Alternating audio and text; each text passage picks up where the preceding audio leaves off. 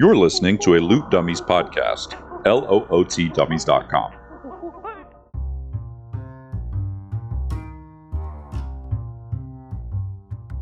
Welcome to Dungeons and Dragons and Dummies, a weekly podcast following a group of friends as they battle across a homebrewed world called Antiriath in Dungeons and Dragons 5th edition.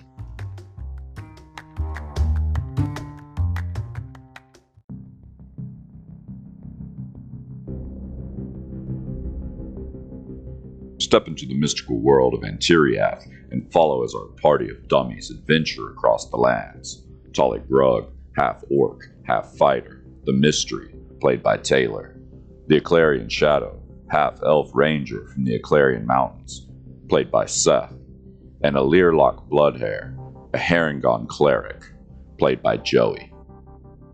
Last but not least, the creator of our beautiful world, the man of many voices, and our dungeon master, Sam. Welcome back to the show. Thank you so much for joining us on this awesome journey. We are over 100 total episodes. I think you're listening to episode 89 of our main story, Unstable Evolution. I wanted to give an update to everyone who's listened this far, our most loyal listeners. As this podcast releases, I think today is July 23rd, 2024. We're exactly 1 month away from the release of our Patreon, which is called Loot Dummies. You can search patreon.com/lootdummies. Thank you to anybody who's found us already. I published the page as I was editing it, and so I could look at it. And so if you've already found it, then good for you.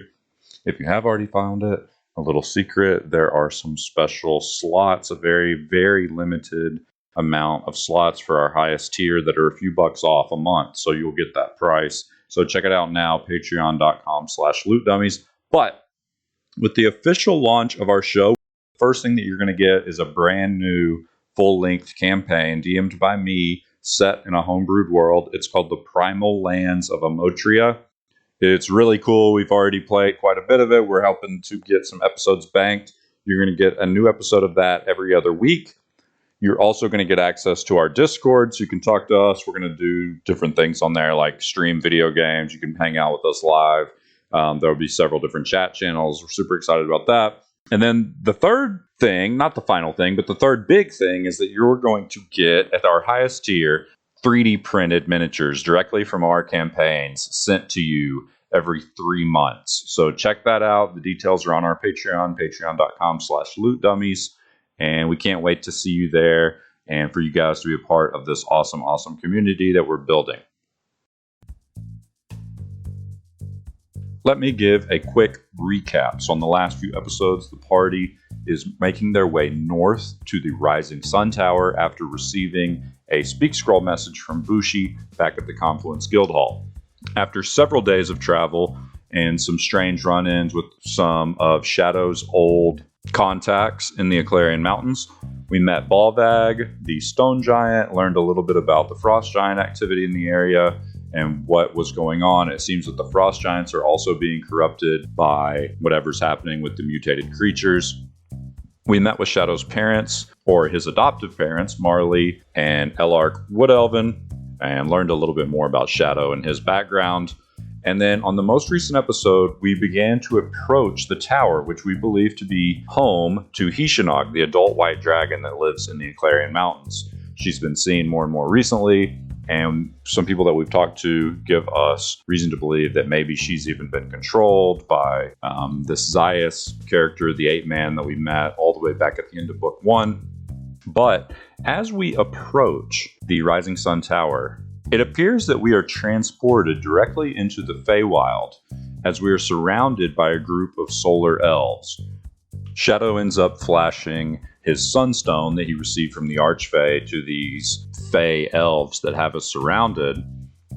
They agree to take us to see Eslania, the queen of the solar elves in the town of Solaria, which sits near the area that we are in the mirror that exists in the Feywild.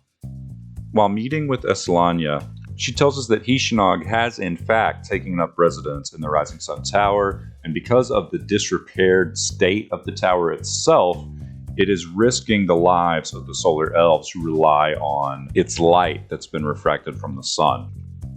We pick up here in the middle of that conversation. I just always thought this moment would go a little bit differently. I suppose I should go ahead and let you know what's going on here. I believe that the fates have brought you here because you and your companions have a very special purpose. Not only to aid my kingdom, but to aid the kingdom of your father, for whom I was married to for a great many years before I bore you, The fuck? my son. What the fuck? I know this is probably a lot to take in all at once, but the stone is proof. There's no doubting it.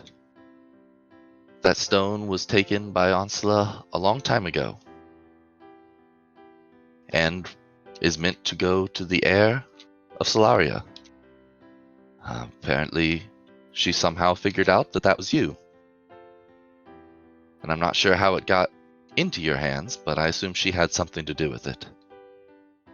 Now, I regret I must ask you for something that I believe you and your group were meant to do. That is, I need you to help us. I need you to defeat the great dragon Hishinaag and end the plight on our land. I see. Shadow calmly, very calmly, almost like a moving statue, walks over to Talik's bag and pulls out the decanter of endless wine and sits down on the nearest place to sit down. I'm looking back and forth between her and Shadow, like over and over, shifting my eyes back and forth, like, this is your real mom? This is... So, lady, your highness, Please, Eslania will be fine. Yeah, is Eslania... Is Hishinaag responsible for the unstable thing that's going on with the animals, the mutated creatures, or how does this all connect? Because that's kind of the path that we've been on, is trying to solve this issue. I'm glad you asked about that. She kind of takes a glance over at Shadow, and she like pours herself a cup of wine and goes sits like near Shadow, but not like awkwardly close, just kind of like nearish him. Anyways, she says, our troubles first started around the tower when a strange humanoid Don't say monkey.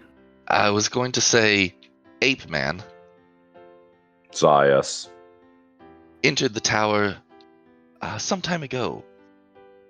Over the next several weeks, our scouts would pass into the material plane and keep an eye on him, and a great many things occurred. He held with him a sphere swirling with energy, and he would use it to alter beasts, some of them in horrible, contorted ways. Others would gain new powers and special abilities. We tried to stop him a couple of times, and we lost those brave men and women. He's quite powerful, and the artifact that he holds allows him to bring what appears to be an entire army around him. Not long ago, that entire group left the tower and marched east. We thought our troubles would be over.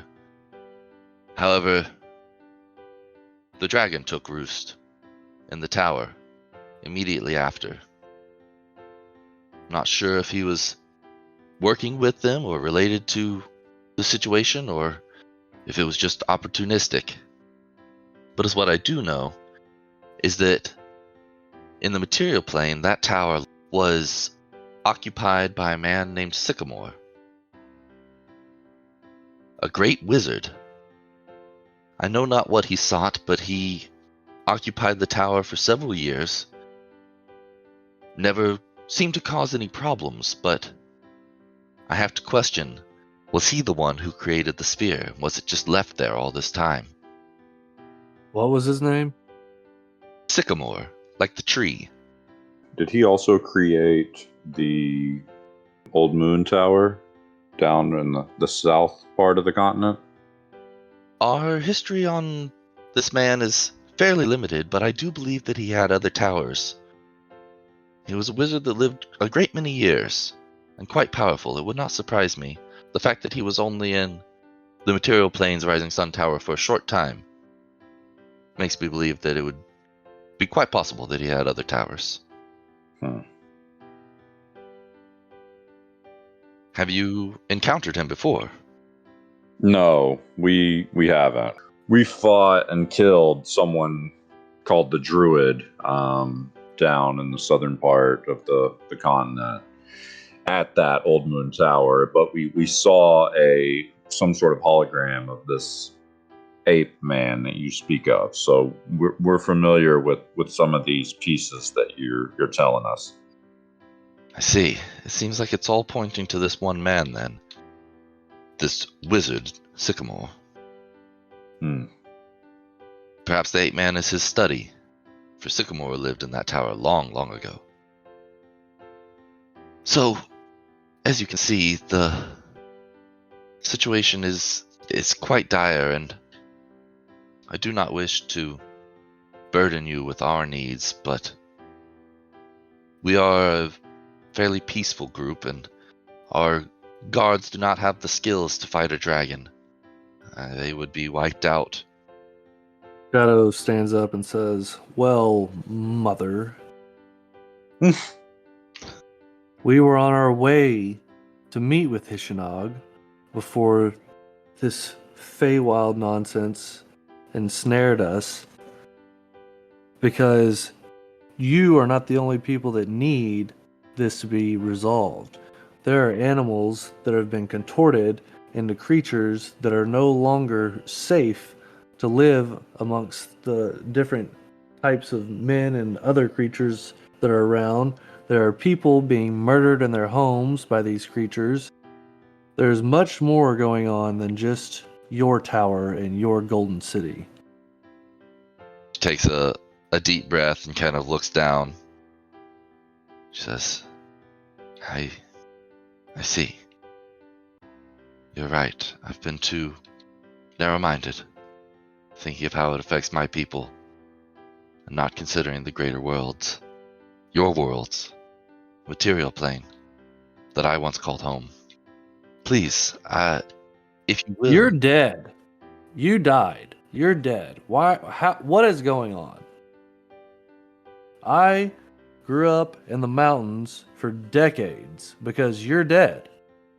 I understand your frustration, and I assure you, I always wished to come and find you, but it was better this way. You have to believe me.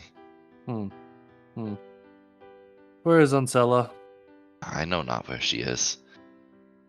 She is a member of the courts, and the dealings with them are as strange as the ways in and out of the Feywild. Shadow goes full fucking ranger and climbs up on the nearest thing he can see as high as he can and just starts yelling, "Uncella!" over and over. "Uncella! Get over here! Show yourself!"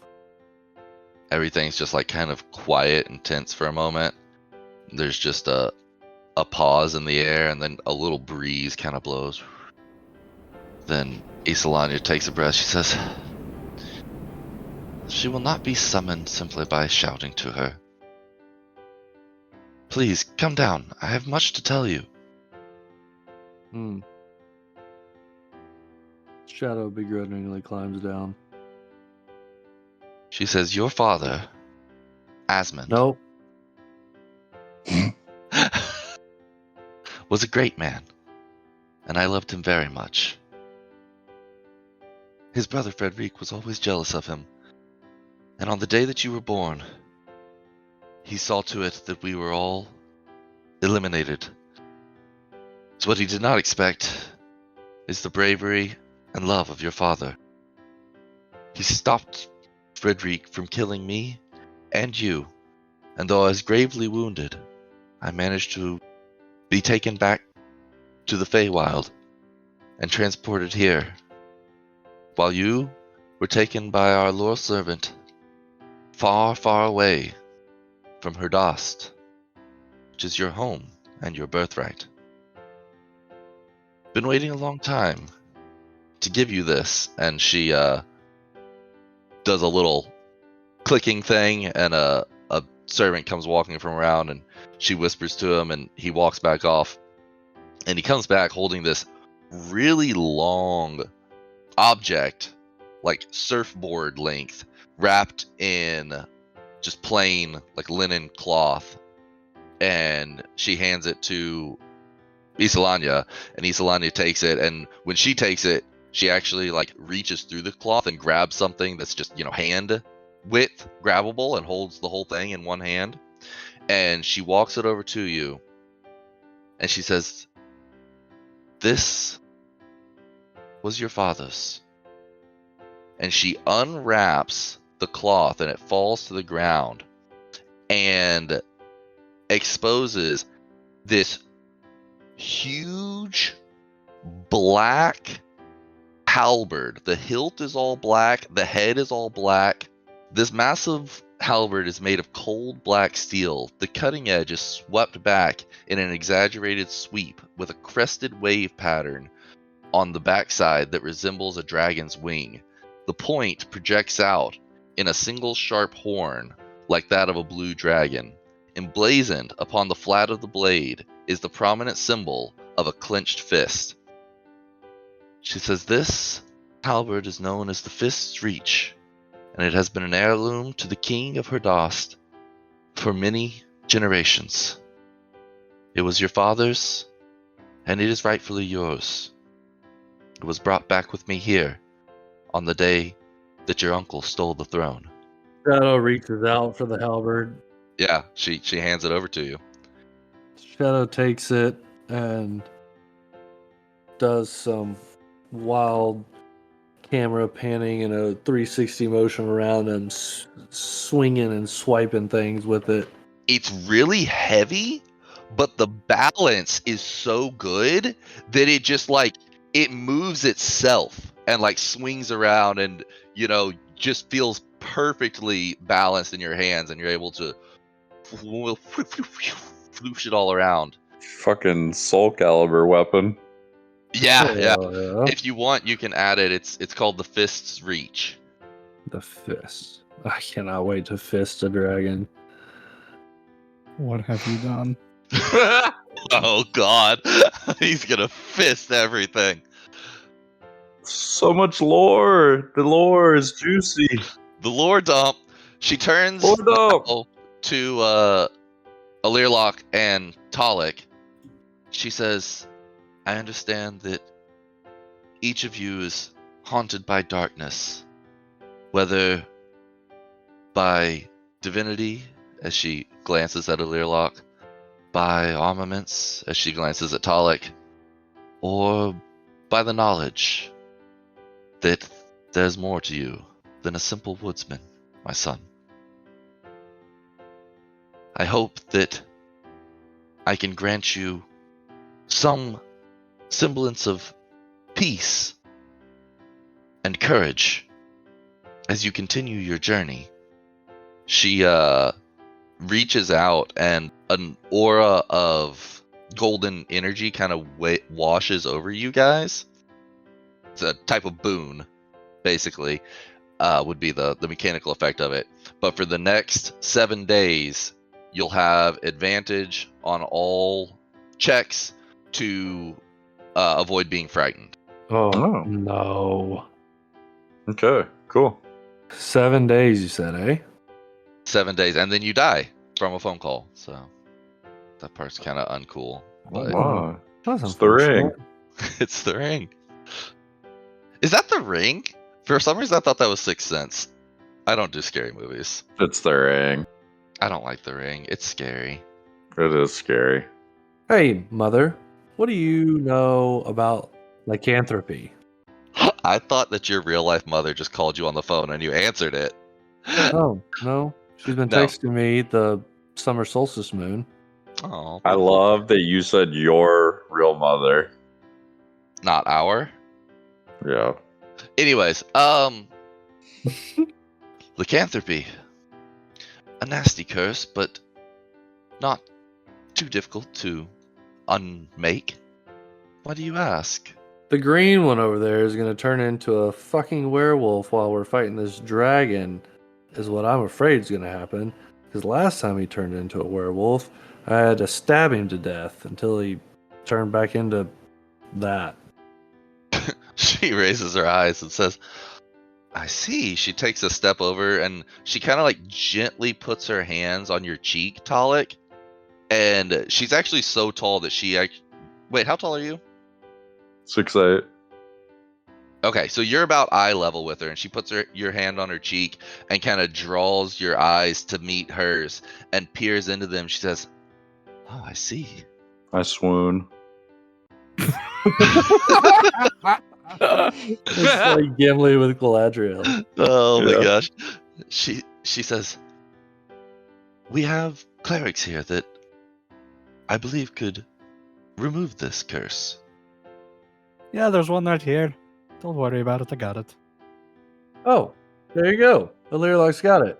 She looks at you and smiles, and she's like, perfect. I just go, what the fuck are you waiting on? Don't worry about it. Be all right.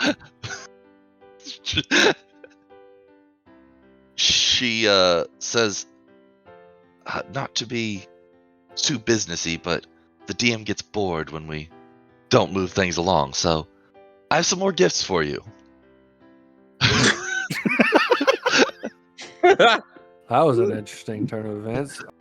The amount of writing I've done. Oh, I'm sure. I have no doubt. Great. We're trusting you. Oh. This massive halberd is made of cold black steel. So the fist reach is a +2 large halberd, adding +2 to attack and damage rolls with this weapon. It's a large weapon, so it requires at least a 15 strength score to wield properly. Disadvantage if not met. Which that's pretty wild. That is wild. It does 2d10 on a single hit. It requires attunement to use special abilities. As a bonus action, the wielder may lift fist reach into the air and shout a command. All allies within 60 feet that can hear the wielder may take one attack or movement as a reaction. This movement does not provoke attacks of opportunity. This Holy feature may be shit. used a number of times equal to proficiency bonus and recharges all uses on a short rest. Yeah. Which I don't know my proficiency bonus even It's like is. +6, Mine's +4 right now. Oh, +4. As an action, the wielder may point the halberd at a single target that shares a language with the wielder and issue a single command. This works like the command spell and can be used once per long rest. The DC is equal to a bunch of math. Yeah, do that math once and write it down on the thing once you've got it. Well, that's epic as all get out. I'm gonna fist a dragon like Donkey from Shrek. Yeah. What? What happens in that movie? I mean, how else would he make it I work? didn't get that version. What? That is That's, it very much that's like implied. canon. Yeah. It's That's canon. behind the that's counter canon version. that he fists her? I mean, I think you specifically. can assume that. I've never differential. once.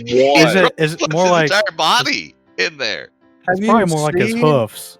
Have you I'm- seen the half I mean, I was dragon, thinking half his- donkey I was thinking babies his that they cock. made? Yeah, but what does he have to But use his fist Donkey's for? What about his penis donkey it's cock? tiny because you This- don't even this show is- it this is on a- screen. This has gone too far. If it was This is bigger, going they'd too show it. They made the movie. There's no fisting in Trek in any of them. You don't, Well, I haven't seen the later you ones. don't know that. Maybe it's in implied- Shrek 3 or it is Puss in Boots. I never saw those. Schrodinger's fist. It's Schrodinger's fist. Schrodinger's fisting. Oh my god. Oh, this is horrible. I'm very excited about this weapon. I can't believe you've done this to us. This is going to be our first merch t-shirt. Something to do with Donkey and the dragon Mhm. and fisting. There's no Oh copyright my. infringement there from any direction. Okay, That's free use. so she's got some additional stuff. First off, she gives you funny that you were brewing those things earlier. She gives you 3 potions of greater healing. So Nice. everybody One can add each? one. Yep. Okay. She gives you. I have 3. Y'all ready for this? She gives you 3 cloaks of Elvenkind. So Oh. you've already got the boots of Elvenkind, Oh. which make sure that you have advantage on all sound-based stealth checks. Now you will have advantage on all sight-based stealth checks as well. So for Shadow, basically all stealth checks, and for you other guys, all visual-based stealth Damn. checks. You can still, kick a rock or something and make noise, but yeah. So that'll be Whoa. epic. So make sure you guys add those. Then she pulls out a stone, one of the elemental stones that you guys have seen. And she says, we've done some testing with the stones, and this one in particular I've been holding on to due to the element that it exudes. It appears to be a ice stone of some sort, and all the stones seem to grant whoever holds on to it some resistance to the element. I believe this would be invaluable if you are to face Hishinaag. And she hands it over to you guys, so you can add an ice stone to your inventory. Whoever adds it needs to roll for the number of charges on it. How many stones was it? She just has 1. Oh, okay. This I think Shadow should take it. one. Someone within that's in a Okay. closer combat range should probably definitely have it. Yeah, I mean, I can take it, but you can take it for now. Yeah, I'll take it for now. Okay, I've added it. 2d4 charges. Oh! 5. Not bad. Okay, and then so I would pull out a Firestone and Shadowstone, and I ask, how long would it take to recharge them? She looks at them. She's like, we haven't been able to figure out how to recharge them. They seem to be whatever energy that sphere is creating seems to create them. Very well. Last but certainly not least, she pulls out 3 arrows, and they have this like golden thread kind of spiraled down the whole length of the arrow, and she hands them to you. She says, these are arrows of Earthbind. Should the dragon take flight, you can use these to bring him to the ground. An arrow. They are magical arrows, enchanted with the Earthbind spell. It will disable his ability to fly, if only for a few moments. And so you guys can look up the Earthbind spell. I don't know why I didn't copy the link. I'll throw the link in there. Yellow strips of magical energy loop around the creature. The target must succeed on a strength saving throw, or its flying speed, if any, is reduced to 0 feet for the spell's duration. An airborne creature affected by the spell safely descends at 60 feet per round until it reaches the ground or the spell ends. Yeah, so it's a way to ground flying creatures. Normally the spell is concentration, but as this is an item, it gets the save, and it can repeat the save every turn. Couple little differences, but otherwise it lasts for the whole minute. Nice. But it can repeat the save, so might make things a little bit easier. Or it might not. Or it might not. Or you might all die to its breath weapon as soon as initiative's Immediately. rolled, so Yeah. Yeah. No big deal. Shadow's sitting there and he's got his new halberd in his right hand with the point of it on the ground because it's heavy. And he's got Drekben in his left hand. And he looks up at Talek and he goes, "Why does everyone hate me?" That's not what I expected him to say. "I just wanted to save the animals. And now here I am with a couple of dragon killing weapons. And my dead mother is telling me to go kill the dragon to save all of her people, my people apparently. And we also know we gotta save all those people on the other side. I just want to save the animals." You are saving the animals. There's just a bit of a long way around. No big deal. A Learlock is a dragon, an animal. I mean, We're all animals. I pat you on the back. Let's go kill this fucking dragon. That's the best idea I've heard all day. But I cannot leave yet. I've never been this close. Mother, do you know how to summon Uncella? I'm afraid I do not. She goes and comes as she pleases. Shadow's trying real hard to figure out if he believes her. You make an insight check. 10. 10. You definitely feel that she's being fully earnest with you. Who knows how to summon Uncella? You would have to go to the court itself, and even finding them is near impossible. If that's something you wish to do, I will see if I can find a way. Apparently, I have greater obligations. One of these days, though, me and her are going to have a chat where she's not trying to kill me in the process. And I will certainly be having a word with her myself the next time I see her. You do that. Now, how do we get home? Oh! Yes, once you get back to the tower, you should be able to pass back through the same way you came in. Veneril! And the little boy peeks out from behind a corner. He's like, yes, ma'am! But Your Highness, Majesty, ma'am. Shadow looks over at Learlock. He's like, "Did you know he was there?" no clue. She says, please, take these brave, wonderful young men back to see Elalon. You forgot handsome. I certainly did. She smiles and ushers you away. Elalon will make sure that you get where you need to be. Well, I guess it was nice to meet you. She says it very much was, and smiles with a very warm glow. Shadow bows and follows Thenaril. And scene. And scene! Wow. Yeah. Someone That was a lot. So that was... is a manipulator. Who? I don't know. Putting us here and all that, or one of us humans? No, In not the- players, characters.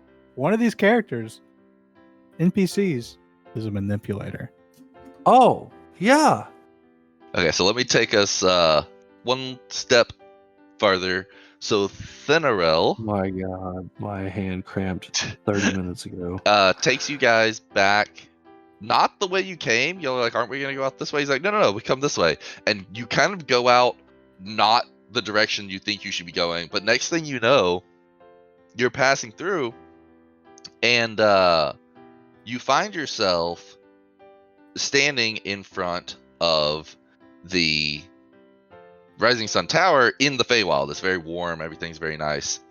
And Elalon walks up to you guys, and she looks at Thanarel, and she's like, well, was I right?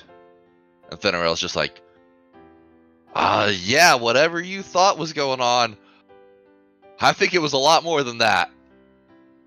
And she She smiles. She says, "So I guess you're going back then?" Shadow resumes his pose, but this time instead of being on a rusty old glaive, it's on the fist's reach, and he leans on it. He goes, "I suppose that's the plan." She says, "All right. Head that way into the woods for 100 meters. As soon as you get to the old willow tree, turn around and head back. And then, You shouldn't need any more directions after that." No, and then. what time is it on the other side? Hard to say with the way time passes here. What time was it when you came in? Oh, God. About 4 p.m. I'd wager it's about 4:15 then. Unfortunate. Meanwhile, y'all have been in the Feywild for hours. Right. Well, boys, today's a good day to die. And Shadow walks towards the willow tree. As good a day as any. So you pace it out, and you come up to a willow tree, just gorgeous, thick, luscious, hanging leaves everywhere, and you turn around, and as soon as you take like 2 steps away from it, the soft moss under your feet crunches with the icy crunch of snow, and you guys walk back just a 50 meters or so, and the wind and snow is whirling as you approach the clearing and look out at the crumpled, snowy, rising sun tower. At the moment, you see no dragon, but that's where we're going to end it. Whew. Juicy, juicy, juicy. Well, great job, Sam. Juice me. Juice me. Whew, that was I'm fun. juicy. Wow. So much lore. Wake up, babe! New lore drop. Wake up, babe! New lore dropped. A big session with a lot of fight, like a long fight with multiple combatants. Mhm. Will take maybe a page and a Oh, quarter, yeah. maybe. This took a solid 3 pages without, and I usually skip lines as like things are changing. Like we have Right. this quick conversation, and then we move into the next area on horseback, and we're doing something else. Like there's gaps in between. This is like 3 full pages of no lines skipped, like writing small. Mm. And I'm sure I missed something. That was good. That was fun. That Great was job, fun. Sam. Thank you guys. Great job to y'all. All right. I'm going to bed. Good night. Good night. I'm also gonna go to bed.